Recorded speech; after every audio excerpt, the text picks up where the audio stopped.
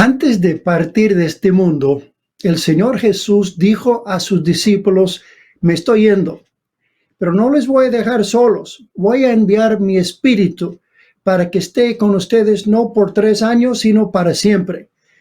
No podemos hablar de la espiritualidad cristiana sin hablar del Espíritu Santo, porque la espiritualidad depende de la presencia y de la actividad del Espíritu de Cristo. Él es la presencia de Cristo con el cristiano, es el autor de una genuina vida espiritual. Podemos hablar de que el Evangelio tiene 4 columnas, 4 pilares del Evangelio. Está la encarnación y vida de Cristo, está la muerte redentora de Cristo en la cruz, está la resurrección y ascensión de Cristo, y luego hay un pilar más. No es algo optativo, algo para los más interesados, no, es parte del paquete. La venida del Espíritu Santo, quien viene para ser real en el creyente, todo aquello que Cristo consiguió por medio de su vida, muerte, resurrección y ascensión. Así que queremos hablar en esta oportunidad de esa obra del Espíritu de Dios. Alguien dijo que si no fuera por la obra del Espíritu, la obra de Cristo no salvaría a nadie. Es el Espíritu que aplica en la vida del creyente la obra salvadora de Cristo. Ahora, el Espíritu Santo figura de manera prominente en el libro de Efesios. Se le menciona 13 veces en esta epístola de Efesios. Su obra en el creyente es de vital importancia. Es cierto que abundan ideas fantásticas y extrañas sobre este tema. La obra del Espíritu tiene poco que ver con visiones estupendas, viajes al tercer cielo, éxtasis de 100,000 voltios. Tiene mucho que ver con vivir la nueva vida que tenemos en Cristo.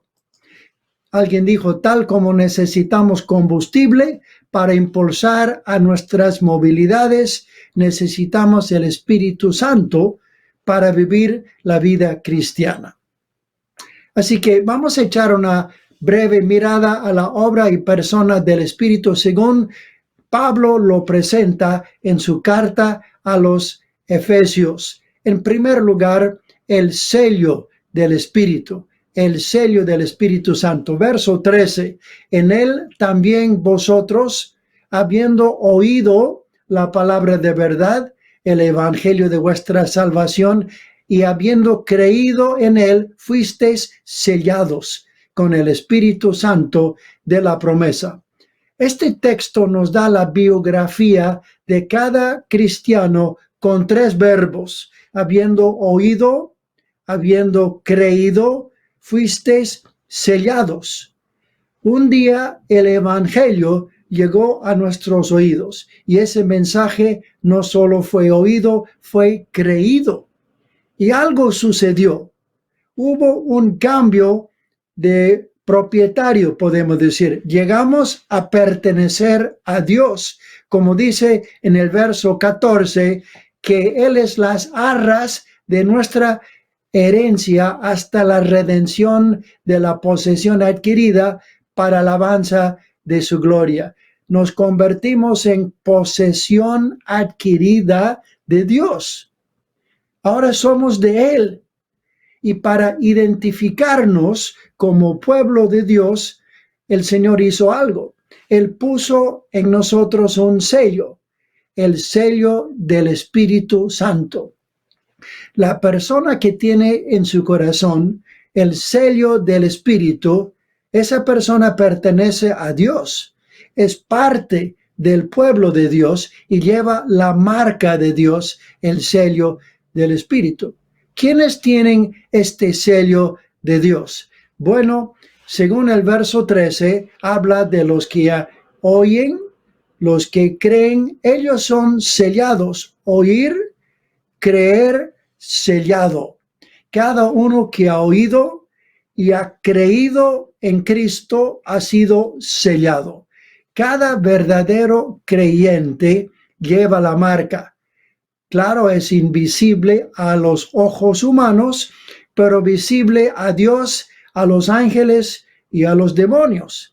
Ellos saben al tiro que esta persona pertenece a Dios, es miembro del reino de Dios. C.S. Lewis dijo que al fin y al cabo es Dios o es el diablo quien dirá de cada ser humano, él es mío, ese también es mío. Lo dice Dios, lo dice el diablo. Todos pertenecemos al uno o al otro, pues no hay más opciones. Y los que pertenecen a Dios, pues ellos llevan el sello de Dios. Cuando se recibe el sello, sucede en el momento de la conversión. Cuando uno oye y cree, el Espíritu Santo lo sella como posesión de Dios. La acción de ser sellado coincide con la acción de creer. Todos los que han oído y creído son sellados. Son sellados. Por ejemplo, podemos hablar de un campesino que va al mercado, compra unas vaquillas, las lleva a su rancho y hace algo más. Él sella a esos animales. Los sella porque son suyos. Y ahora todos sabrán que son suyos porque ahí está la marca. No las hace suyas por marcarlas, el dinero hizo eso. La marca señala y demuestra que son suyas. Bueno, el creyente en Cristo ha sido comprado a gran precio. Cristo pagó con su sangre para que seamos de Él. El creyente pertenece a Dios y por eso Dios pone en él el sello de su espíritu. En el Antiguo Testamento, el Espíritu venía sobre ciertas personas para que realizaran un servicio especial. No todos tenían el Espíritu Santo. De los 2 millones de israelitas que salieron de Egipto, solo uno tenía el Espíritu Santo. Y bueno, leemos esto en Números capítulo 11, el verso 24. Y salió Moisés y dijo al pueblo las palabras de Jehová y reunió a los 70 de los ancianos del pueblo y los hizo estar alrededor del tabernáculo. Entonces Jehová descendió en la nube y le habló y tomó del espíritu que estaba en él y lo puso en los 70 varones ancianos y cuando posó sobre ellos el espíritu profetizaron y no cesaron. Así que había uno y luego había 70, ahora tenemos 71. El espíritu vino sobre Moisés y luego sobre los ancianos de Israel. Leemos lo siguiente. Y corrió un joven y dio aviso a Moisés y dijo, Eldad y Medad profetizan en el campamento. Entonces respondió Josué, hijo de Nun, ayudante de Moisés, uno de los jóvenes, y dijo, Señor mío, Moisés, impídelos. Y fíjense lo que dijo Moisés, ¿tú tienes celos por mí? Ojalá todo el pueblo de Dios fuese profeta y que Jehová pusiera su espíritu sobre ellos. Pues el Espíritu Santo posó sobre Moisés y los ancianos de Israel, pero no fue la experiencia universal de todo el pueblo de Dios en esa época. Pero un día cambiaría eso. Durante años el Espíritu venía sobre profetas, sacerdotes y reyes, pero un día cambiaría la cosa y el Espíritu vendría sobre todo el pueblo de Dios. Fíjense lo que profetizó el profeta Joel en el capítulo 2 de su libro. Después de esto derramaré mi espíritu sobre toda carne. Y profetizarán vuestros hijos y vuestras hijas, vuestros ancianos soñarán sueños y vuestros jóvenes verán visiones. Y también sobre los siervos y sobre las siervas derramaré mi espíritu en aquellos días. Y cuando llegamos al Nuevo Testamento, el apóstol Pedro cita estos versos en el capítulo 2 de los Hechos y dijo lo siguiente, Hechos 2:14, varones judíos y todos los que habitáis en Jerusalén, esto os sea notorio, oíd mis palabras. Esto es lo dicho por el profeta Joel, verso 38. Y Pedro les dijo, arrepentíos y bautícese cada uno de vosotros en el nombre de Jesucristo y van a recibir dos cosas, perdón de los pecados y recibiréis el don del Espíritu Santo. El nuevo pacto cambia todo. De pronto, cada creyente es sellado con el Espíritu Santo. Si somos del Señor, si somos de Cristo, somos el pueblo de Dios y llevamos el sello de Dios. Y este sello es hasta cuándo. Somos sellados hasta cuándo. Efesios 4, verso 30. Fíjense lo que dice este texto. No contristéis al Espíritu Santo con el cual fuisteis sellados para el día de la redención. Sellados, ¿hasta cuándo? Hasta que volvamos a pecar, hasta que volvamos a tropezar. Sellados con miras a un día futuro que se llama aquí el día de redención.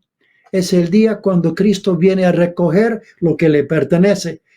Recoge a los suyos, la iglesia. Cuando fuimos sellados fue el comienzo de la salvación.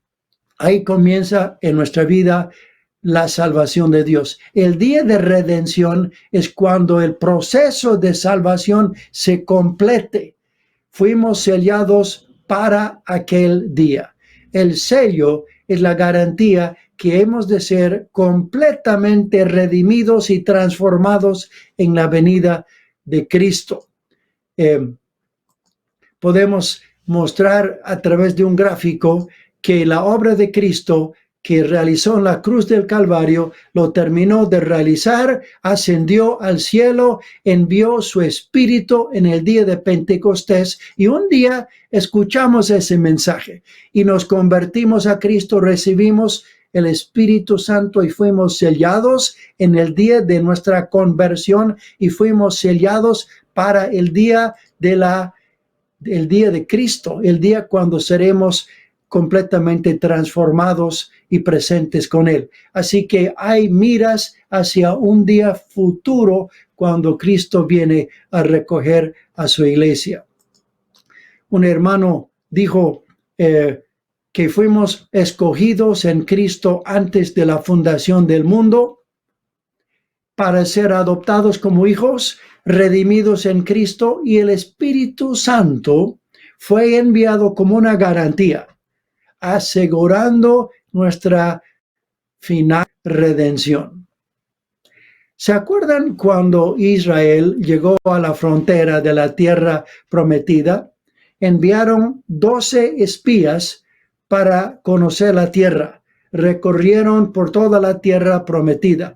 Ellos regresaron trayendo algunos de los frutos de la tierra de leche y miel. Trajeron un racimo que fue cargado por 2 hombres. El racimo era grande y era un anticipo de lo que les esperaba en la tierra prometida. El Espíritu Santo ahora es como un anticipo de la plenitud de vida que nos espera más allá. Efesios capítulo 1, el verso 14 dice así: el Espíritu Santo de la promesa, que es las arras de nuestra herencia hasta la redención de la posesión adquirida para alabanza de su gloria. Es decir, Pablo usa un término distinto aquí para describir el sello del Espíritu. Él habla de las arras, que es una garantía. Según el diccionario, arras significa garantía. Una garantía es un mecanismo para asegurar el cumplimiento de una obligación en una relación comercial o jurídica. Y aquí Dios está diciendo: yo les doy de mi espíritu como señal de mi compromiso de hacerles llegar la totalidad de las bendiciones que Cristo consiguió por ustedes. En el griego moderno, la palabra arras tiene un significado interesante. Significa anillo de compromiso. Interesante. El Señor Jesús es el amante celestial que vino a conquistar nuestro corazón. Al confiar en Él, nos hemos convertido en la novia de Cristo.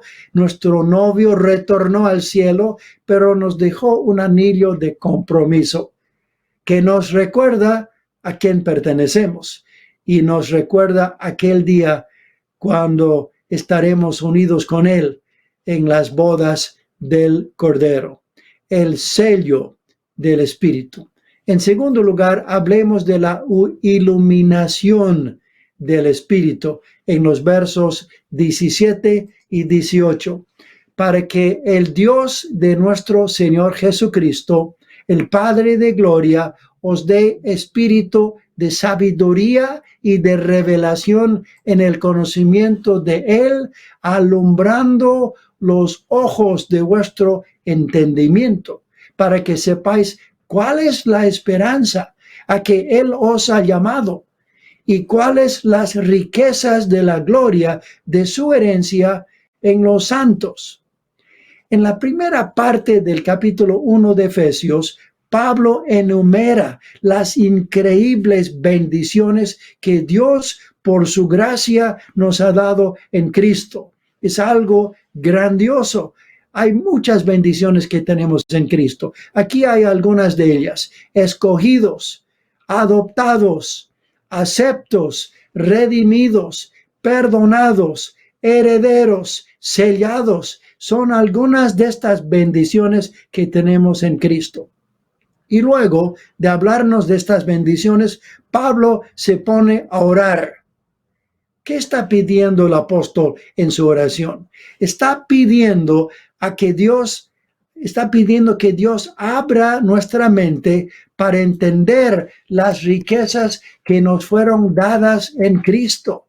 Él quiere que este derramamiento de gracia, esta obra de Dios en nuestro favor, que podamos entenderlo, que podamos asimilar esta preciosa y grandiosa verdad. En 1 Corintios capítulo 2, verso 12, leemos lo siguiente: y nosotros no hemos recibido el espíritu del mundo, sino el espíritu que proviene de Dios, y escuchen bien, para que sepamos lo que Dios nos ha concedido. El Espíritu Santo está para iluminarnos, para instruirnos, para ayudarnos a entender qué es lo que tenemos, qué es lo que hemos recibido, cuáles son estos tesoros que tenemos en Cristo Jesús. Hay ciertos animales que tienen una cola prensil. ¿Ustedes saben lo que es una cola prensil? Pues una cola prensil es una cola que puede ser usada para sujetar o agarrar ciertos objetos. La cola del mono funciona como otro brazo. Puede agarrar cosas, le ayuda a escalar y con ella puede colgarse de una rama. La palabra prensil significa capaz de agarrar y proviene del latín prehendere, sujetar o agarrar. De ahí viene la palabra en castellano aprender. Aprender significa agarrar con la mente, captar un concepto. De eso está orando Pablo. Y quien nos ayuda en este proceso de entender, de agarrar con la mente y con el corazón, es el Espíritu Santo. Esto no quiere decir que nos vendrá como un rayo, una revelación mística y espontánea. Nuestro estudio y meditación de la palabra de Dios necesita la iluminación del Espíritu de Dios. No es que eso nos exime de estudiar, sino que Él ilumina nuestro estudio. Al meditar, al reflexionar sobre lo que Dios ha hecho en Cristo, el Espíritu abre nuestros ojos para captar, para entender su significado. Veamos lo que Cristo dijo sobre esto en Juan capítulo 3, 16, el verso 13. Pero cuando venga el Espíritu de verdad, Él os guiará a toda la verdad. La palabra a en griego es la palabra eis, la palabra eis. Ahora, hay distintas palabras para decir a en griego. Está la palabra pros y está la palabra eis. Pros significa hacia. Eis da a entender que vamos a llegar no solamente a la verdad, nos vamos a adentrar, nos vamos a compenetrar en la verdad, ¿no? Vamos a asimilar por el Espíritu la verdad. Es decir, Él nos ayudará a vivir dentro de la verdad de Dios. Él hace que cobre realidad en la vida de una persona. ¿En qué consiste esta verdad que el Espíritu nos quiere mostrar? Volviendo a Juan 16, verso 14, Él me glorificará porque tomará lo mío y os lo hará saber.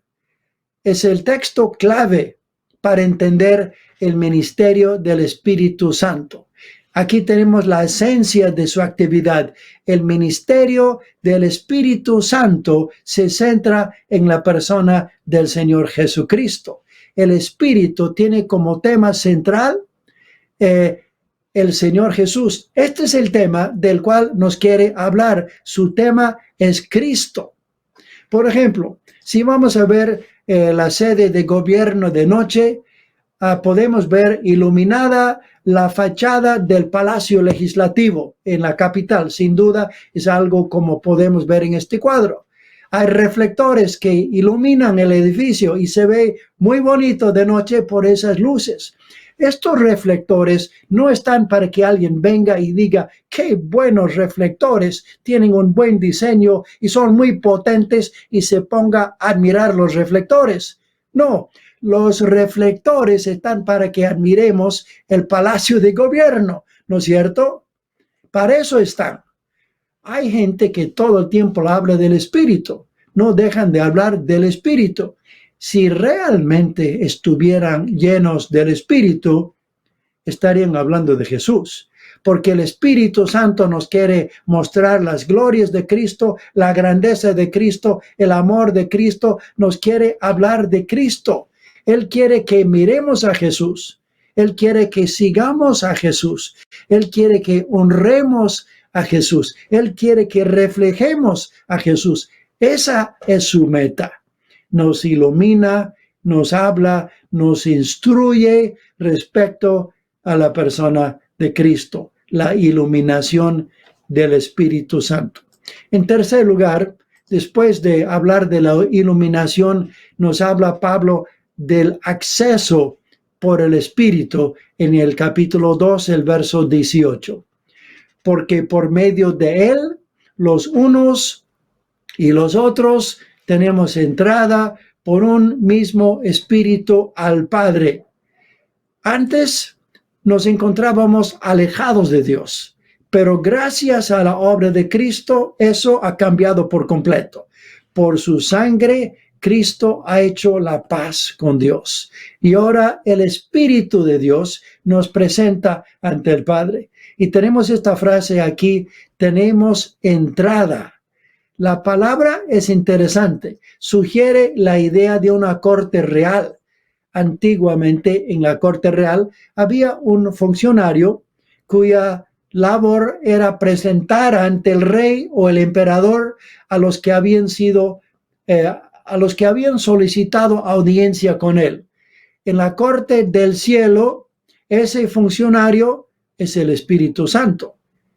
Pero Pablo nos da un giro interesante al asunto. El Espíritu Santo, él dice, no nos presenta ante la presencia del rey, nos presenta ante el Padre, ante el Padre. Es el Padre. El Rey del universo es nuestro Padre celestial. El Espíritu nos lleva a tener acercamiento, a tener intimidad, comunión con Él. En Romanos capítulo 8, verso 15, leemos esto. pues no habéis recibido el espíritu de esclavitud para estar otra vez en temor, sino que habéis recibido el espíritu de adopción, por el cual clamamos, Abba, Padre.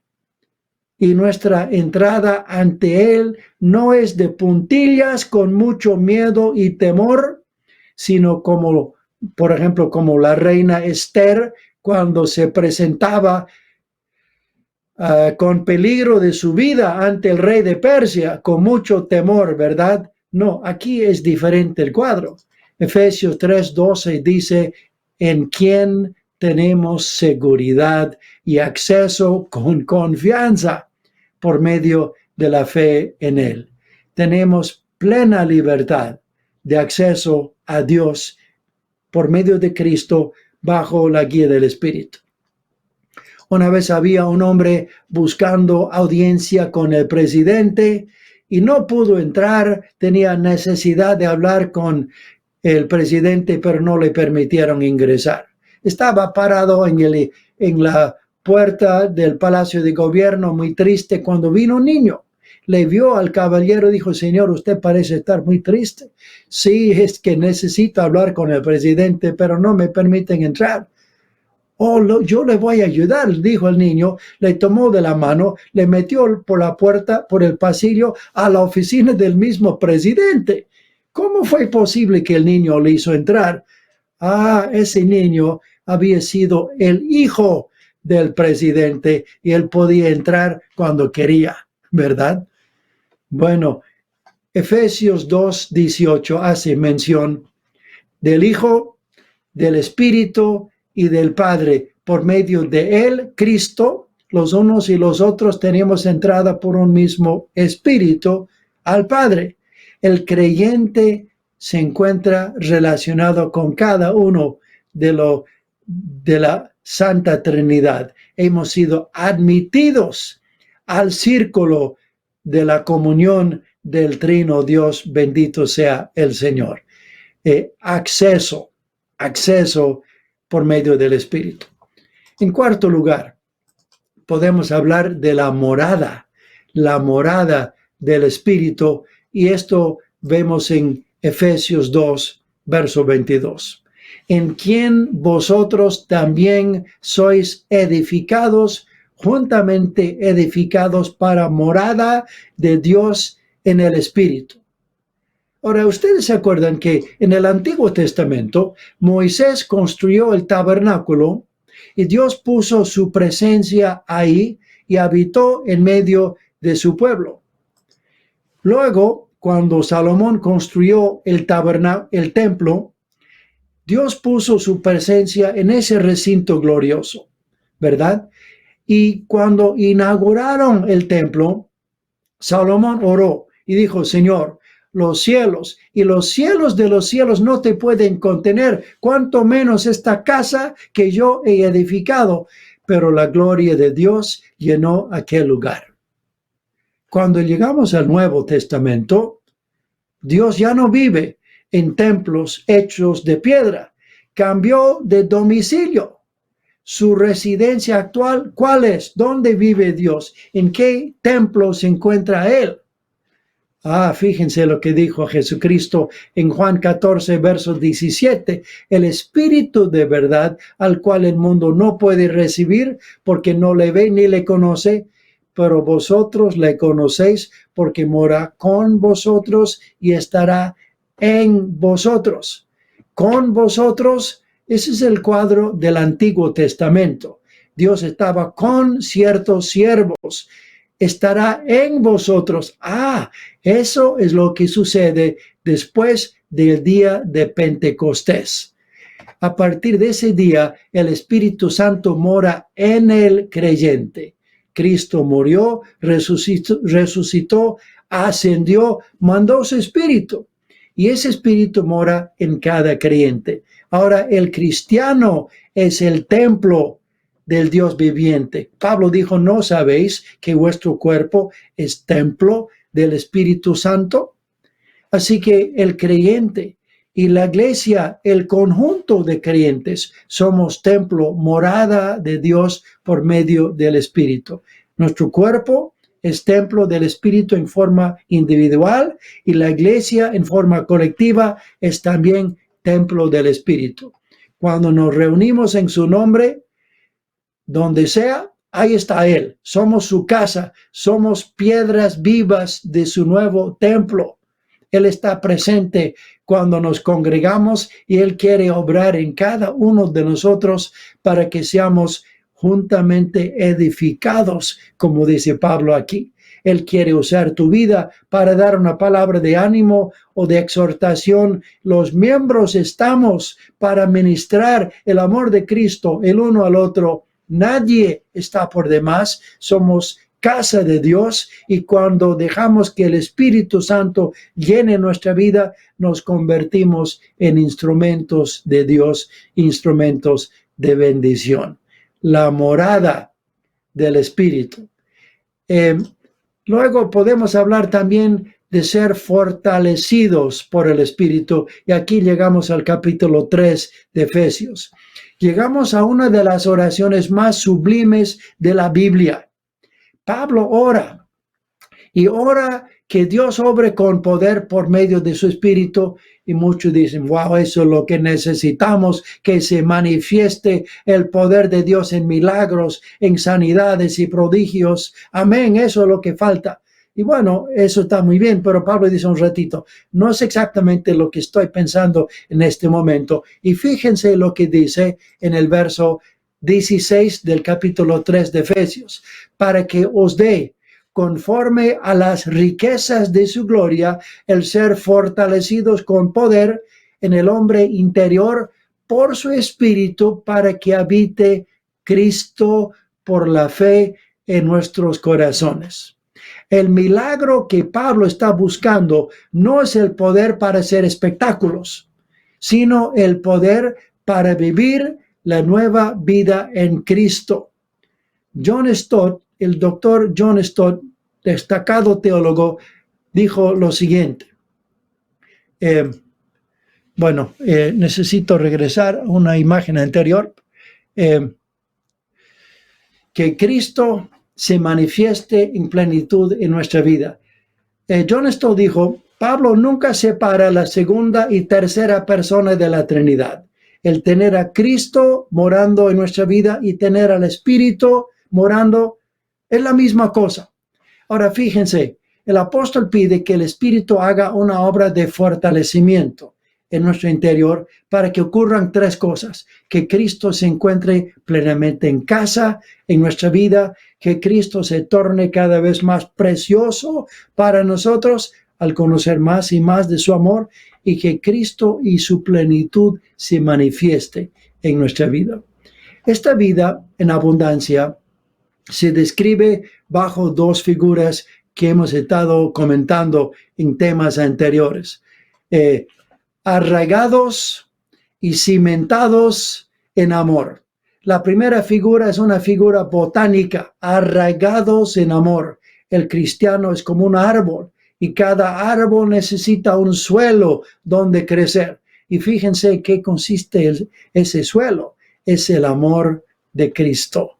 El amor de Dios lo que nutre y sostiene nuestra vida espiritual. Este árbol lleva fruto, no por realizar mayores esfuerzos, sino por echar raíces en el amor de Dios. El cristiano necesita vivir permaneciendo y creciendo en ese amor y también compartiéndolo. Además, hay una segunda figura, y es una figura arquitectónica, cimentados en amor.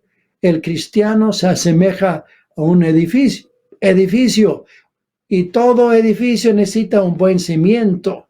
¿Cuál es el cimiento que Dios ha provisto para nosotros? Observen nuevamente, es el amor de Dios.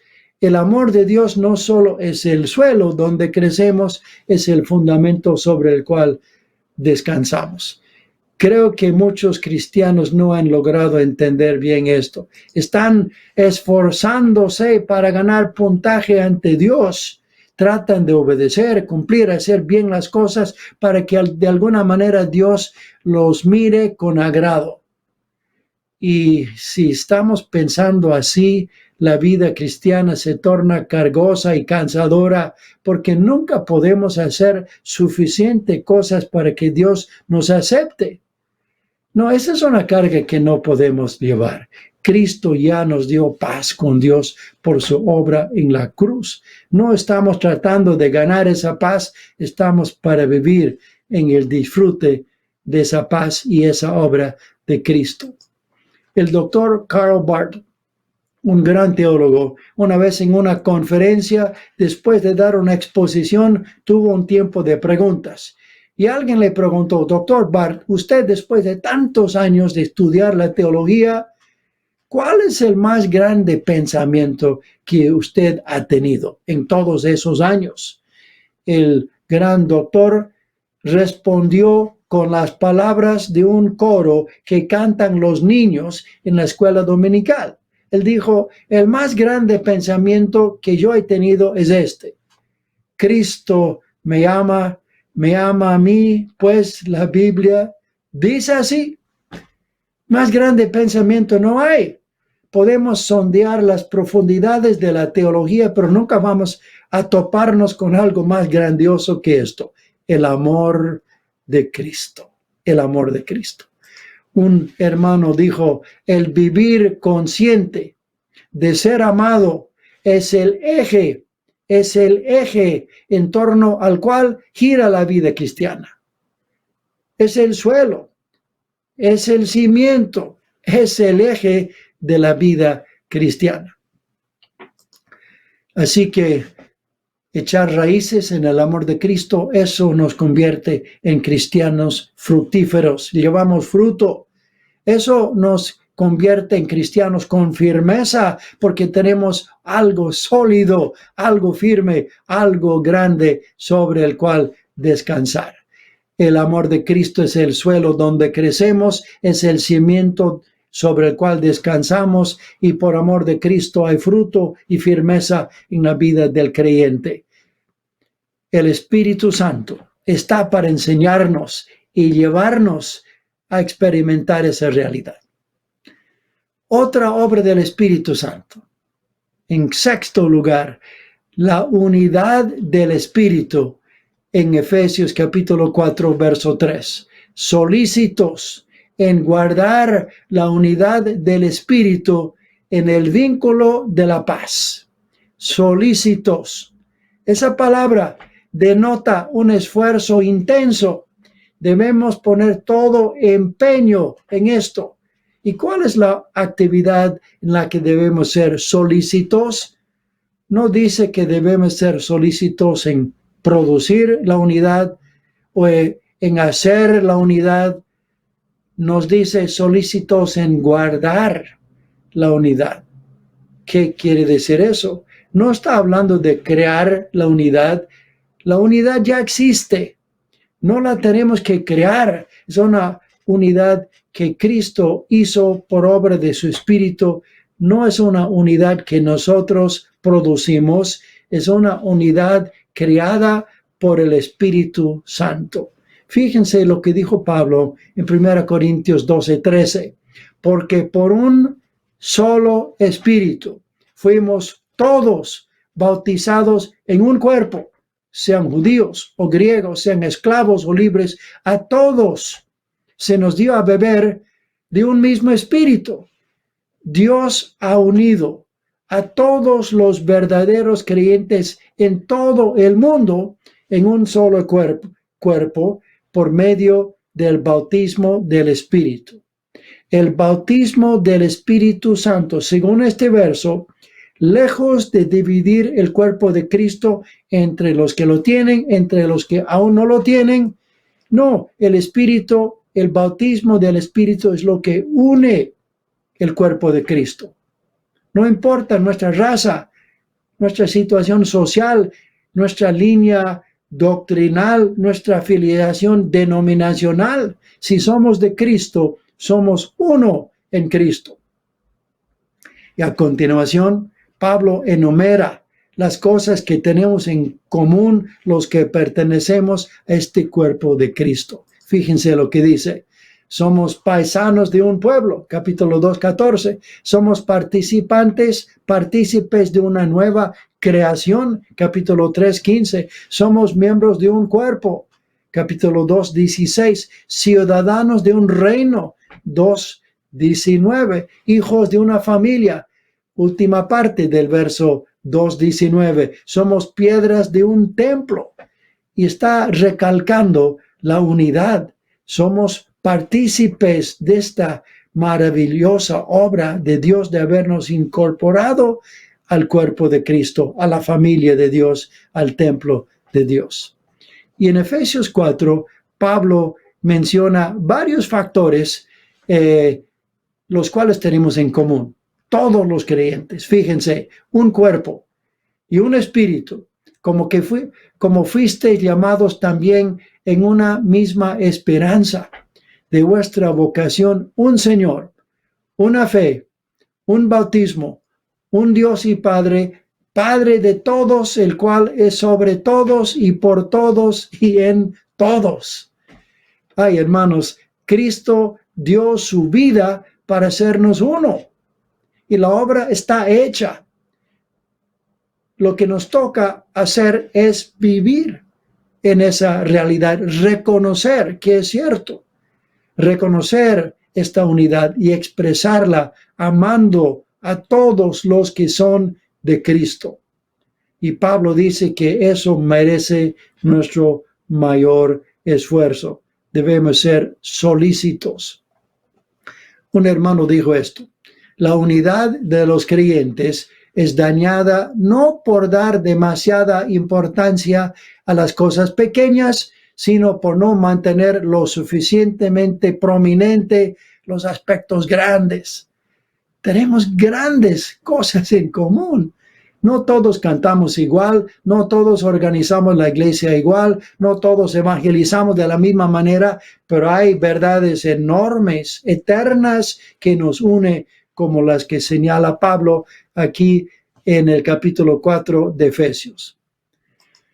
En el año 1940, en el mes de abril, los tanques alemanes invadieron a Dinamarca y los poderosos invasores nazis encontraron poca resistencia en esa pequeña nación. Puesto que el régimen de Hitler se había propuesto destruir a los judíos, los alemanes anunciaron que todo danés judío debía llevar una estrella de David de color amarillo sobre su ropa. Habían hecho lo mismo en Alemania. Cualquier judío que no acataba la orden tendría que ser fusilado.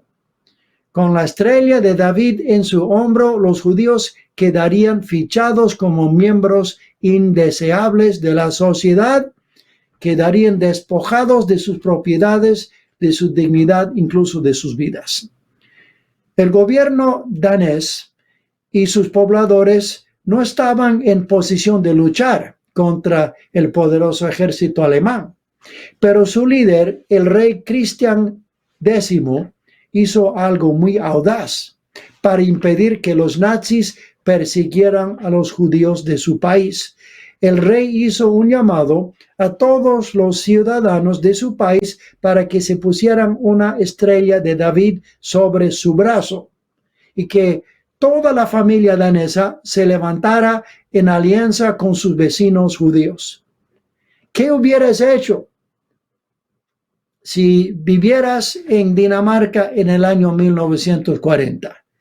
Sin duda, con mucho temor, los primeros ciudadanos gentiles se atrevieron a salir de sus casas en la mañana después del anuncio del rey. ¿Serían los únicos en atacar el llamado? ¿Serían arrestados junto con los judíos? Lo que vieron no fue más que un milagro. Había estrellas de David por todas partes. Los judíos, entre ellos, lloraban al ver el cariño y el respaldo de la población. Debido a que la población se mantuvo unida, el plan de los nazis de perseguir a los judíos no tuvo mucho éxito en esa nación. Queridos hermanos, ¿cómo sería ¿Cómo sería si los cristianos practicáramos una unidad similar? Que hubiera solidaridad, amor entre los que somos de Cristo, luchando unánimes por el avance del Evangelio. La unidad del Espíritu. Déjame hablar de contristar el Espíritu, lo que habla Pablo en el capítulo 4, el verso 30, el no contristar al Espíritu. Pablo dice esto, Efesios 4, verso 30, no contristéis al Espíritu Santo de Dios, con el cual fuisteis sellados para el día de la redención. El Espíritu Santo ha venido a morar, a hacer su morada en nosotros. Y cuando damos lugar a actividades no santas, eso provoca una reacción de su parte, del Espíritu. No dice que el Espíritu se enoja, no dice que se molesta, dice que se entristece. Se entristece al ver estos malos inquilinos en la casa. Tampoco dice que el Espíritu se aleja. Hermanos, nuestros pecados no son tan poderosos como para alejar al Espíritu de nosotros. No somos capaces de lograr eso. Se entristece, se entristece. ¿Y por qué el Espíritu se entristece? ¿Qué piensan ustedes? Creo que se entristece al ver el daño que hace el pecado en nuestra vida. Él ve cómo se apaga nuestra vida espiritual, cómo el pecado nos endurece, nos ensucia, nos contamina, nos corrompe. El pecado trae su propio castigo. El pecado hace que nos escondamos de Dios. El Espíritu se entristece porque nos ama, se entristece al ver los estragos que hace el pecado en nuestra vida. Él no vino a nuestra casa para ver una casa bien barrida, bien limpia y todo perfecto. No, Él vino a hacerse cargo de la limpieza. Él está a cargo de ese proceso de cambio. Así que, ¿qué tenemos que hacer? Verso 31. Quítense de vosotros toda amargura, enojo, ira, gritería y maledicencia y toda malicia. El Espíritu Santo busca alejar de nuestra vida actividades de esa naturaleza que son contrarias a Él y contrarias a la santidad de Dios. Hay dos mentiras del diablo. ¿Ustedes conocen las dos mentiras del diablo? Ustedes han escuchado esas dos mentiras miles de veces. Las dos mentiras del diablo. Aquí está la primera mentira. Adelante, disfruta del pecado, no pasa nada, es poca cosa. El pecado es para que lo disfrutes. Primera mentira. Nos incita, nos anima a practicar el pecado, a disfrutar del pecado. Y una vez que caímos en el pecado, escuchando la primera mentira, ¿qué sucede? Ahí viene el número 2, la segunda mentira. ¿Y qué es la segunda mentira? Ya no hay esperanza para ti, quédate donde estás, Dios ya no te va a perdonar, así que ni modo, quédate en el pecado donde te encuentras. Las dos mentiras del diablo. Con la primera mentira nos mete en el pecado. Con la segunda mentira nos mantiene en el pecado. Qué mentiroso este diablo. Qué tremendas mentiras. ¿Y quiénes no han escuchado estas mentiras? Cuán habilosamente maneja el engaño para hacernos caer y para mantenernos caídos. ¿Y qué tenemos que hacer? Bueno, aquí hay un gráfico que explica el proceso. El pecado nos aleja de la comunión con Dios. Nos mete en un círculo vicioso, a veces donde estamos justificándonos o culpando a otros, o negamos el haber pecado o juzgamos a otro. Una serie de cosas que nos mantiene en ese estado caído. Y no salimos de ese cuadro. Pero la Biblia dice, si confesamos nuestros pecados, Él es fiel y justo para hacer dos cosas, para perdonar nuestros pecados y para limpiarnos de toda maldad, y a través de la confesión, pues podemos salir de ese círculo donde estábamos y volver al camino de disfrutar de la amistad con Dios, de la comunión del Señor, a vivir en el gozo de Dios. Y a través de la confesión nos libramos de esa situación para echar mano nuevamente al disfrute del amor de Dios. Alguien dirá, bueno, es desagradable y morboso estar confesando pecados. No, hermano, más bien lo morboso es no confesarlos. Lo morboso es ocultar tus pecados y dejar que te carcoman por dentro. Eso es lo morboso. La confesión permite evacuarlos de nuestra vida, evacuar aquello que nos arruina y nos destruye. Una vez me llegó una carta de un hermano que me informó de un ministerio que una vez yo había cargo de ese ministerio. En la carta me decía que el que estaba a cargo no le estaba yendo muy bien. ¿Y saben ustedes cómo yo me sentí en el momento de leer eso? Me sentí un poquito contento. ¿Y por qué me voy a sentir contento? Porque al hermano no le estaba yendo bien. Yo no quería que hiciera un mejor trabajo de lo que yo había hecho. Y de pronto me di cuenta que en mi corazón había unos monstruos: envidia, orgullo. Y Dios me dio la gracia de agarrar esos monstruos y arrastrarlos al pie de la cruz y decir: Señor, esto hay en mi corazón, lo confieso y lo renuncio. Límpiame, perdóname, líbrame de esto. Y me puse a orar por ese hermano, a pedir que Dios lo bendijera y lo prosperara sobremanera en su trabajo. Y Dios me libró de esos monstruos. ¿Qué hubiera pasado si no hubiera confesado esos pecados? Esos monstruos me hubieran dominado.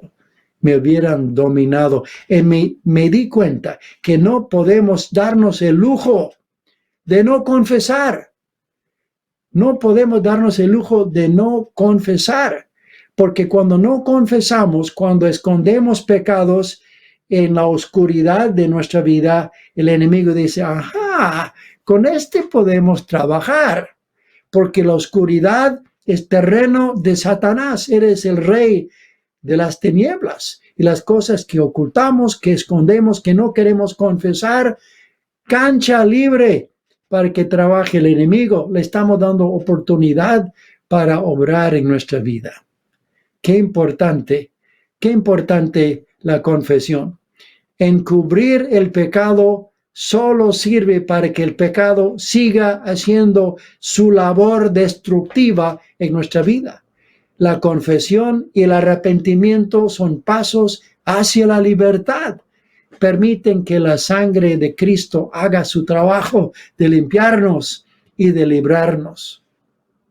¿Se acuerdan cuando Jesucristo resucitó a Lázaro? Y cuando el muerto salió de la tumba envuelto en sábanas como una momia. ¿Y qué fue lo primero que dijo Jesús? Desatarle y dejarle ir. Cámbienle de ropa, que no vista más esa ropa de cementerio. Bueno, algo similar está diciendo Pablo en el capítulo 4 de Efesios. La ropa que usábamos antes, cuando estábamos muertos en delitos y pecados, esa ropa ya no la debemos usar. Fíjense, Efesios capítulo 4, verso 22. En cuanto a la pasada manera de vivir, despojaos del viejo hombre, que está viciado conforme a los deseos engañosos, y renovaos en el espíritu de vuestra mente, y vestíos del nuevo hombre, creado según Dios en la justicia y santidad de la verdad. Y Pablo describe nuestro nuevo vestuario con estas palabras hablando de la nueva ropa, antes bien sed benignos unos con otros, misericordiosos, perdonándoos unos a otros, como también Dios os perdonó a vosotros en Cristo. El Espíritu Santo está para que vivamos con esta nueva ropa puesta. A veces estamos queriendo ponernos la ropa que usábamos antes, pero el Espíritu Santo está para ayudarnos a desechar esas prendas y vivir con la nueva ropa de la nueva vida en Cristo. Y no cabe duda, hermanos, es mucho más elegante esta ropa que la anterior. Los cristianos en verdad quedamos pintudos con esta nueva ropa, las virtudes del Señor Jesucristo, manifestadas en nuestra vida por obra del Espíritu Santo. Bueno, con eso hemos visto varios aspectos de la obra del Espíritu de Dios en nuestra vida. Una serie de actividades preciosas que tienen que ver con el Evangelio, con la aplicación del Evangelio, con la manifestación de los frutos del Evangelio en nuestra vida. El Espíritu es el que envió a Cristo para tomar su lugar, para traer a nuestra vida los beneficios de su obra. Hemos visto varios y nos toca ver 3 más y pues esos los vamos a ver en la siguiente clase. Muchas gracias por su atención y que Dios les bendiga ricamente. Amén.